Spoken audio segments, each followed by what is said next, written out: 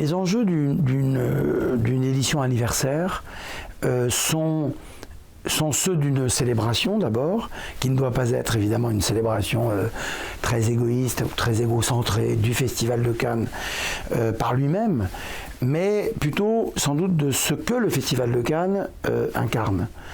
D'abord cette espèce de double naissance en 1939 et en 1946, très passionnante. En 1939, Festival des libertés, des démocraties, contre un Venise qui est déjà entre les mains d'Hitler, de Mussolini et de Goebbels. On décide de faire un festival en France pour faire tout le contraire. Que des pays viennent montrer des films, je ne vais pas dire que c'est le Festival du Monde Libre, mais il y a quelque chose comme ça. Et puis en 1946, et c'est à partir de là qu'on compte les éditions qui fait que nous en sommes à célébrer la 70e de ces éditions cannoises, en 1946, on pense que le monde va se reconstruire aussi grâce à la culture et grâce au cinéma. Eh bien, ces deux choses-là, on a ça en tête tout le temps. On ne va pas refaire ce qui a été si bien réussi au 50e, la Palme des Palmes, la présence de tous les... Après tout, si on doit refaire quelque chose comme ça, ce sera plutôt au 75e, aux 3/4 d'un siècle.